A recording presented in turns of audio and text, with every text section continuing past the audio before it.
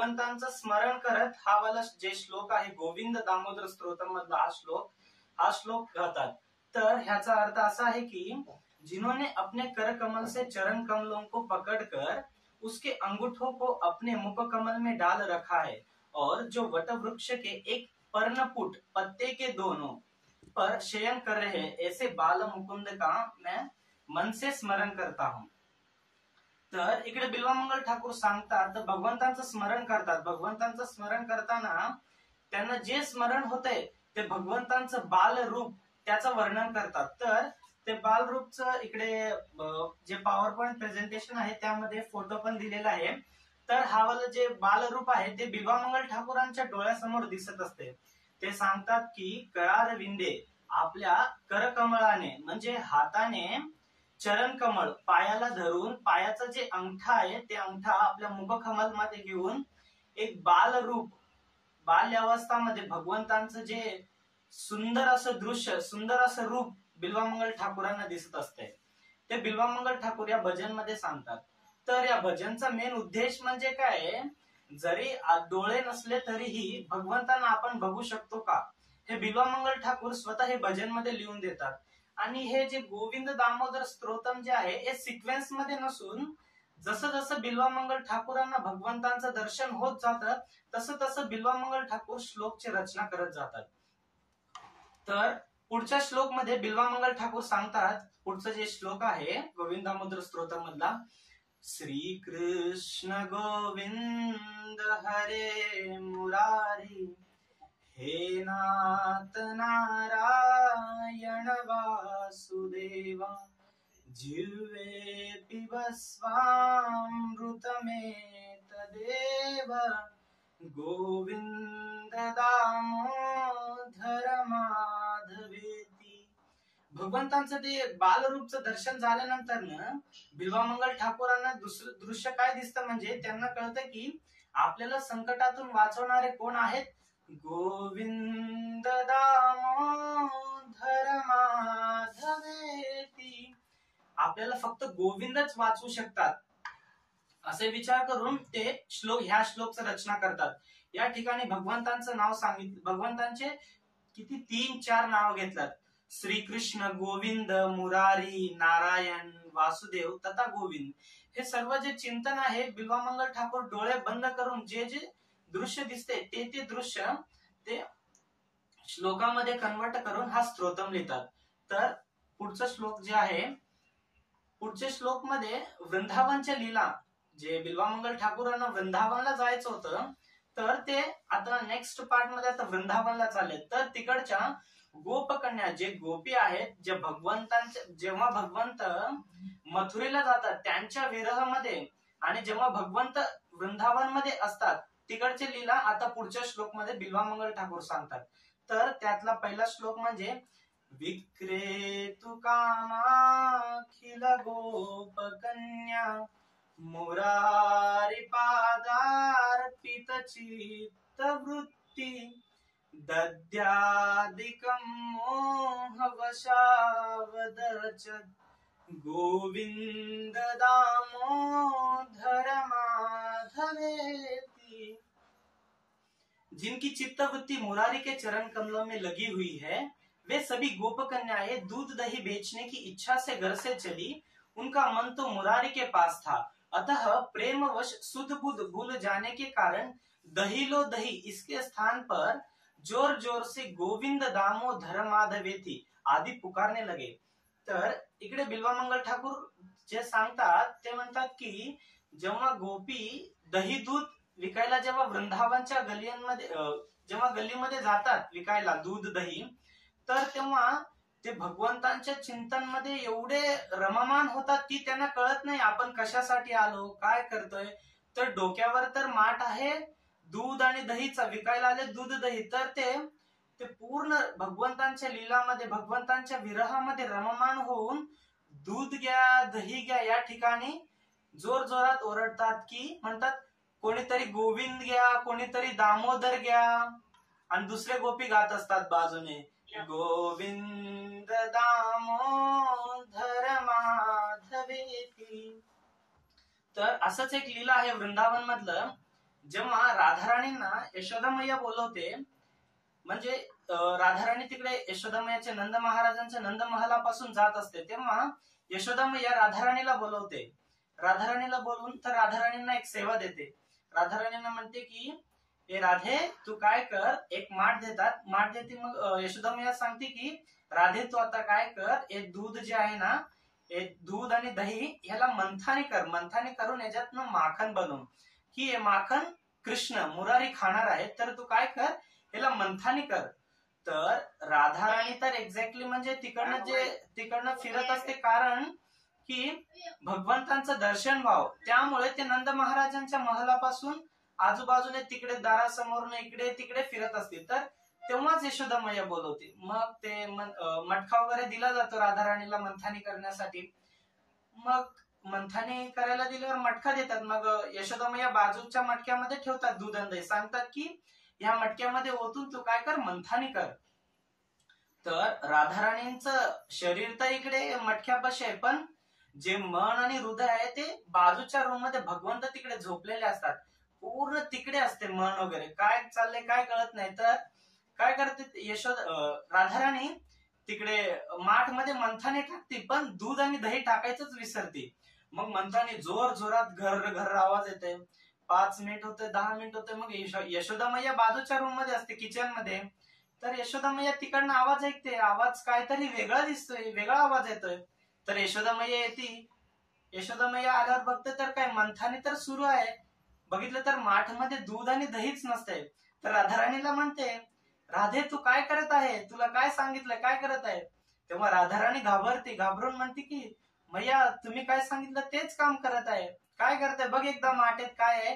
तर बघतं तर काय माठ मध्ये काहीच नसतो, फक्त मंथाने घर घर फिरत असते. तेव्हा राधाराणी मनामध्ये गात असती, गोविंद दामोदर माधवेती. तर आणि इकडे जे बिल्वमंगल ठाकूर या श्लोक मध्ये जे सांगितले की गोपी कृष्ण घ्या, दामोदर घ्या, गोविंद घ्या म्हणत आहेत, तर खरंच ते भगवंतांना विकू शकतात का. तर पुढच्या स्लाइड मध्ये जे श्लोक दिलेले ते भक्ती विनोद ठाकूर सांगतात की कृष्ण से तोमार कृष्ण दीते पार तोमार शक्तियाचे.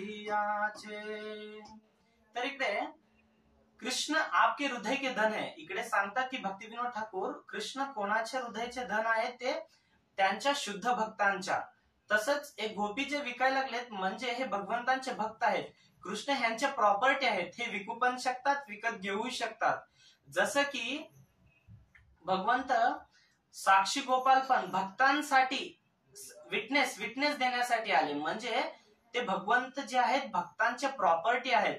त्यामुळे आपण जे शुद्ध भक्त आहेत ते भगवंतांना विकूही शकतात, भगवंतांना आपल्या सेवेतही लावू शकतात, भक्ती विनोद ठाकूर पण सांगतात.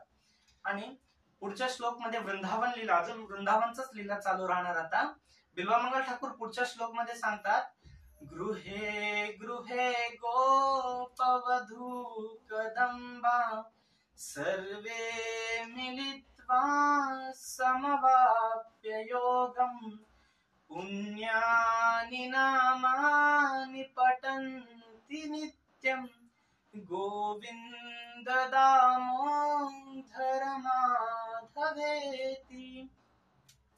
या श्लोक मध्ये बिल्वमंगल ठाकूर पूर्ण वृंदावनचं म्हणजे वृंदावनचे जे तिकडे राहणारे ब्रजवासी आहेत त्यांच्या मनोवृत्ती, त्यांच्या चित्तवृत्ती बद्दल सांगतात. तिकडे जे सर्व गोपी आहेत, ब्रजवासी आहेत, ते त्यांच्या मनात नेहमी भगवंतांबद्दलच चर्चा, आणि जेव्हा ते एकत्र येतील गोपी गोपसखा, ते आल्यावर ते एकच चिंतन करायचे, गोविंद दामोदर माधवेती.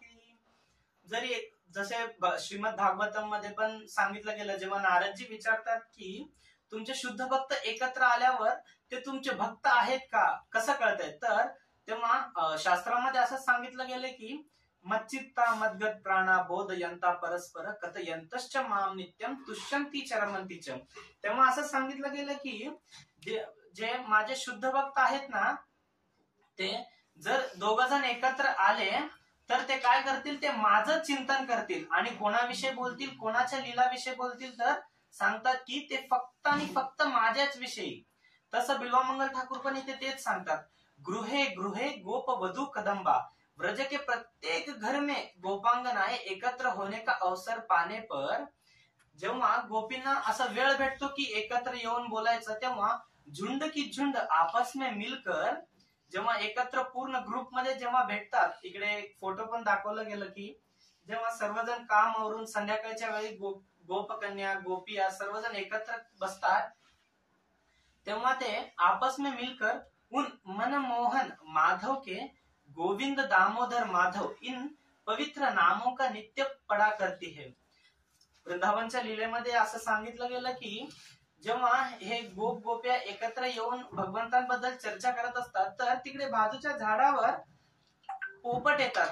दोन पोपट येऊन ते मिठू मिठू आवाज करत असतात. तर ते मिठू मिठू आवाज करताना हे गोपींना डिस्टर्ब होतंय. डिस्टर्ब म्हणजे जे भगवंतांच्या लीलांबद्दल चर्चा करत असतात, तर त्यांना त्या आवाजाचं डिस्टर्ब होतंय. तर एक गोपी उठून ते जे पोपट असतात, दोन पोपट, तर त्यांच्या जवळ जाऊन म्हणते की हे तू मिठू मिठू विनाकारण व्यर्थ मध्ये तुझा आवाज जे आहे ते मधुर आवाज वेस्ट करू नको. तर तू काय कर, तुला सुंदरसं भजन सांगते, ते सुंदरसं भजन तू म्हणत राहा सदैव. तेव्हा गोपी म्हणते की गोविंद दामोदर माधवेती. तर हे गोपींचं जे चित्तवृत्ती असते, प्रत्येक वेळी ते काही असो, म्हणजे कोणाशी मिळणं असो, कोणासोबत बोलणं असो, कुठं बसणं असो, प्रत्येक वेळेस त्यांच्या मनात हेच भजन चालू असायचं, गोविंद दामोदर माधवेती. आणि जेव्हा रासलीलेत पण जायचे, रासलीलेत जात असताना गोपींचे सर्व जे काम असतात, हातातले काम, जर संध्याकाळ झाला तर हातातले सर्व काम सोडून, असं सांगितलं गेलं कृष्णा बुक मध्ये, जे भगवंतांच्या कृष्ण लीलेमध्ये, की संध्याकाळ वेळ अंधार पडायचं सुरुवात झालं की एक एक गोपी भगवंतांच्या रासलीलेसाठी वृंदावनच्या वनामध्ये निघून जात होते. आणि तेही कसं जात होते, हातातले काम सर्व इकडच्या तिकडे. त्यामध्ये विवाहित गोपी होते, अविवाहित गोपी होते, बाल गोपी पण होते, सर्व गोपी होते. ते हातातले सर्व काम सोडून अंधार होत झालं की ते निघायचे आणि जाता जाता रस्त्यात जोर जोरात गात जायचे, गोविंद दामोदर माधवेती. आणि बिल्वामंगल ठाकूर सांगतात, हे जे गोविंद दामोदर माधवेती, हे जे तीन जे भगवंतांचे मुख्य नाव आहेत, आणि हे कसे आहेत, पुण्यानी नामानी पठंती नित्यम. हे जर नाम आपण सदैव गात राहिलो तर आपले काय होतात, पुण्य हे वाढत जातात. कारण जे पुण्यांची गणना करणार आहेत, जे पुण्याची गणनाही करू शकत नाही, ते ताकद कशामध्ये आहे, म्हणजे भगवंतांच्या शुद्ध नामात. आणि ते शुद्ध नाम असेल तर कुठलं, म्हणजे गोविंद दामोदर माधवेती.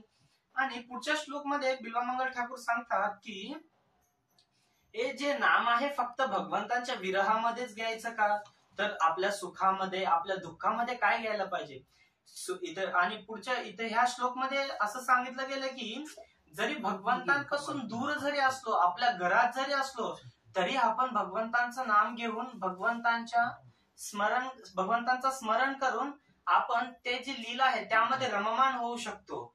इकडे सांगतात की सुखम शयाना निलये निजेपी नामानि विष्णु प्रवदन्ति मर्त्या ते निश्चितं तन्मयतां व्रजन्ति गोविंद दामोदर माधवेती.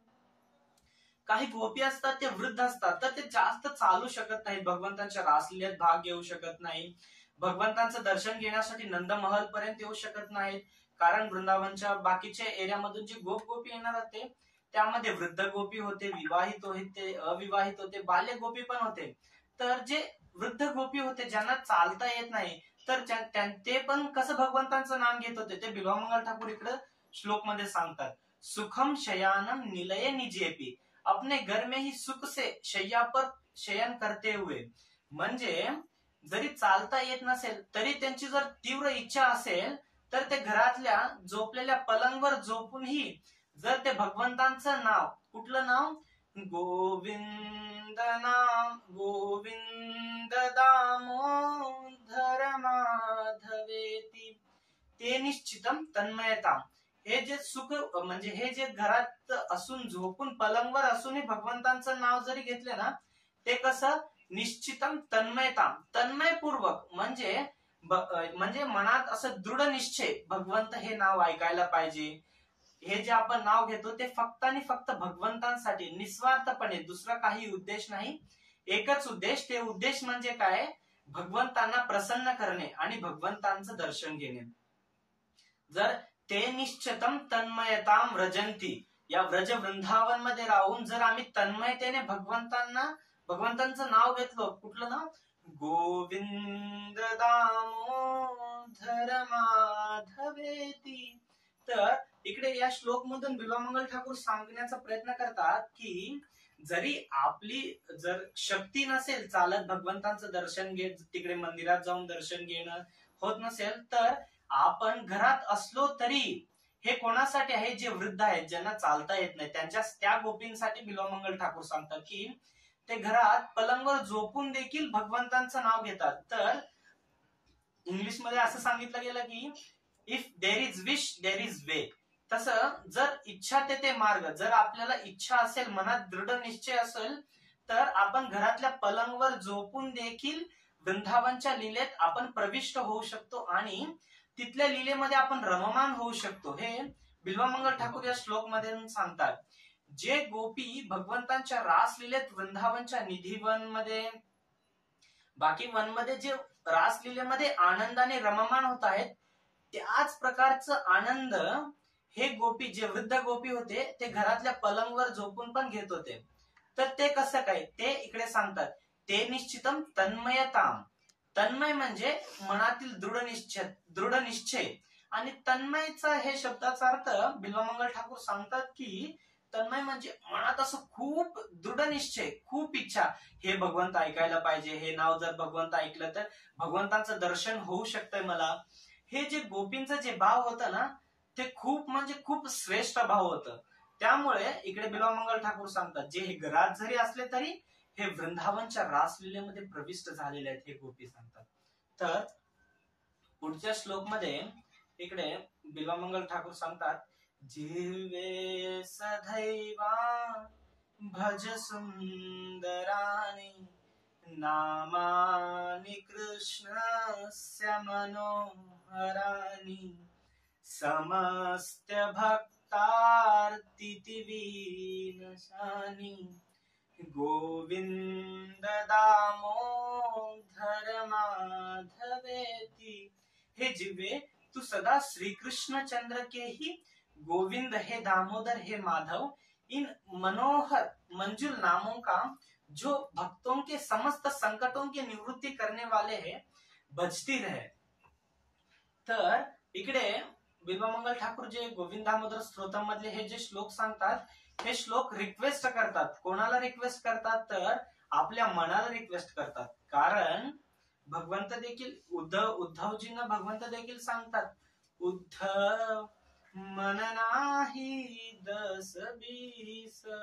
जेव्हा भगवंत द्वारकेला निघतात, तेव्हा उद्धवांशी जेव्हा वार्तालाप चालू असतो, तेव्हा भगवंत उद्धवजींना भगवंतांना वृंदावनचं आठवण येत असते. तेव्हा उद्धवजींना सांगतात, हे उद्धव मोही ब्रज विसरत नाही, हे उद्धव मोही ब्रज विसरत नाही, वो वृंदावन की कुंज गलीना.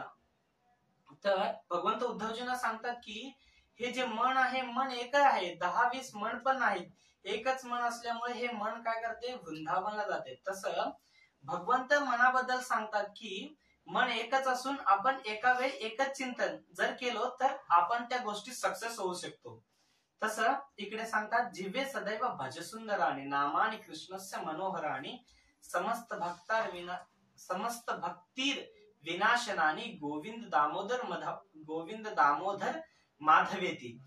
तर इकडे सांगतात की हे जीव, तू काय कर, भगवान श्रीकृष्ण चंद्र यांच्या पवित्र नामांचं तू भजन कर, मंजुल नामों का जो भक्तों के समस्त संकट, आणि हे भगवंतांचं जे नाव आहे ते कसं आहे, भक्तों के समस्त संकटों की निवृत्ती. जर आपण संकटामध्ये असलो तरीही भगवंतांचं नाव घेतलं तरी आपण ते संकट प्रॉब्लेम सॉल्व्ह ही होईल आणि ते संकट झेलण्यासाठी ताकद जे आहे ते आपल्याला भगवंतांचं नाम देऊ शकतो. त्यामुळे आपण जे आहे संकटात असलो तरीही भगवंतांचंच नाव घ्यायला पाहिजे. सुखामध्ये असलो तरी भगवंतांचं नाव, दुःखामध्ये जरी असलो तेव्हाही भगवंतांचं नाव. पुढच्या श्लोक मध्ये बिल्वामंगल ठाकूर सांगतात, सुखावसाने इधमेव सारम, दुःखावसाने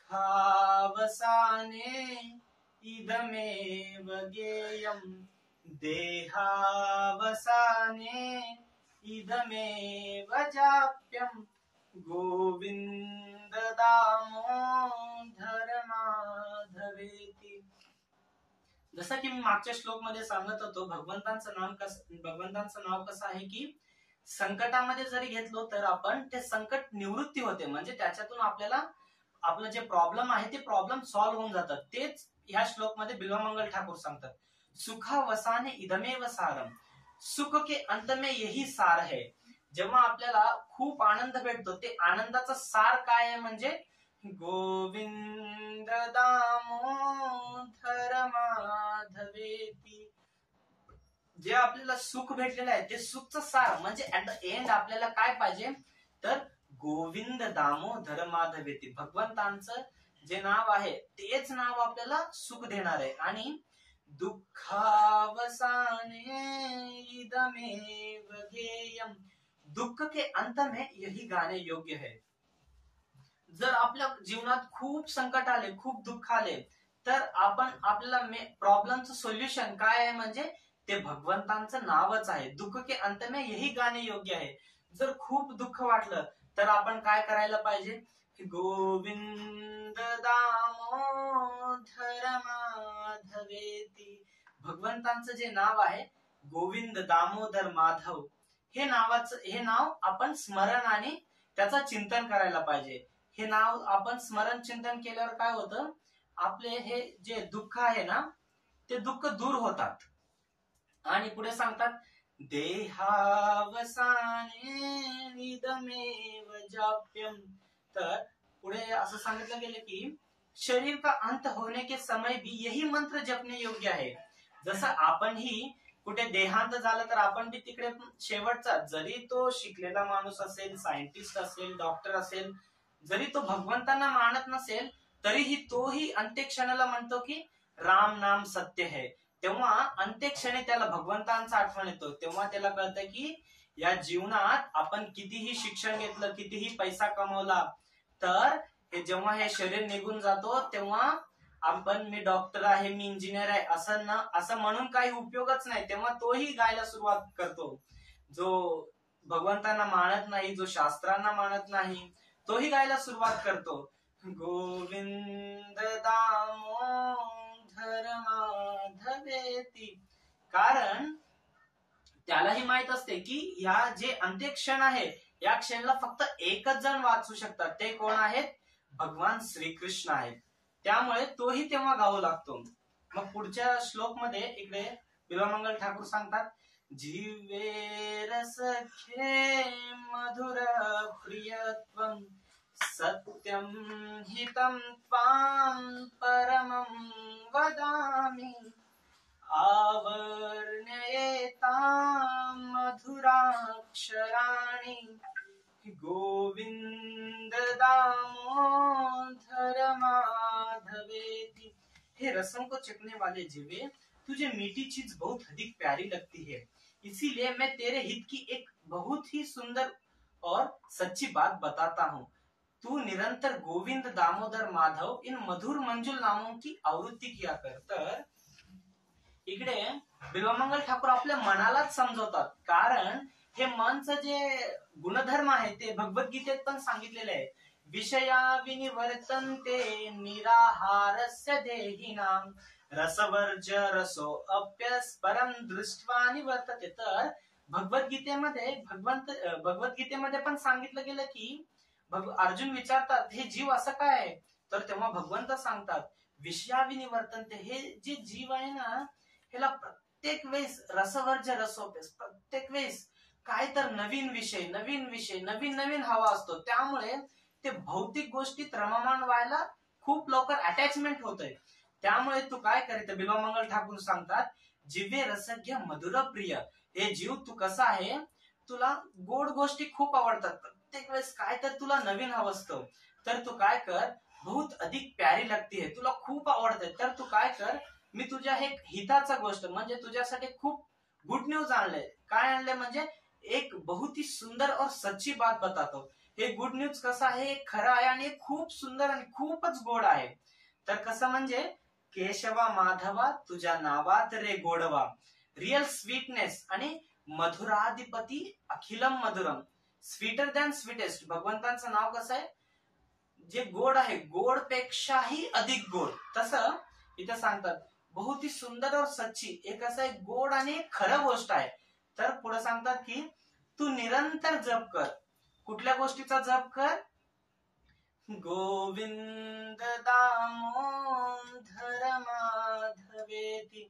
जेव्हा बिल्वमंगल ठाकूरचे डोळे जातात, तर बिल्वमंगल ठाकूर भगवंतांची प्राप्ती कसं करायला पाहिजे ते आपल्याला या स्तोत्रामधून सांगतात.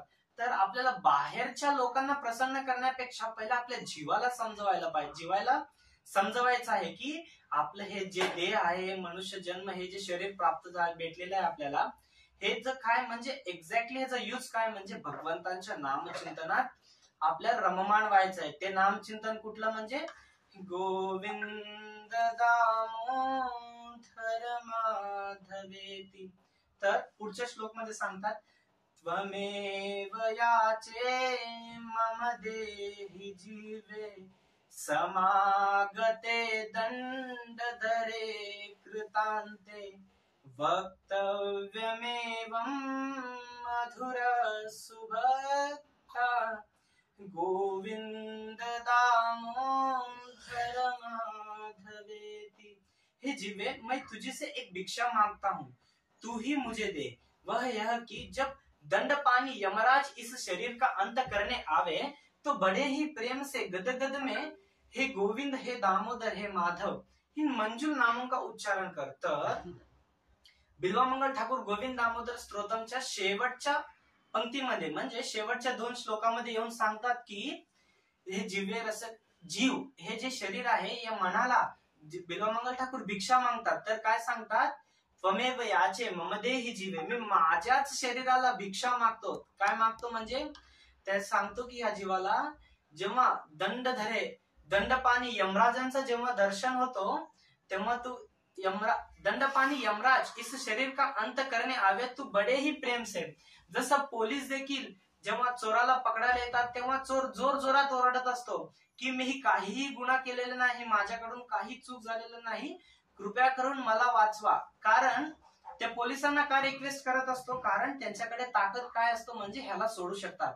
तसंच इकडे बिल्वमंगल ठाकूर सांगतात की आपल्याला सोडवण्याचा ताकद एकच माणसाकडे आहे, आणि तो माणूस म्हणजे कोण, गोविंद दामोदर माधवेती. तर आपल्याला भगवंतांचं नाव घ्यायचंय. जसे आचार्य देखील सांगतात की इतना तो करना स्वामी जब प्राण तन से निकले, गोविंद नाम लेके तब प्राण तन से निकले. हे जीवन सक्सेस झालं केव्हा आपण म्हणू शकतो, जेव्हा अंतकालेच मामेवम स्मरण मुक्त्वा कलेवरम यम प्रयाति समद्भावम.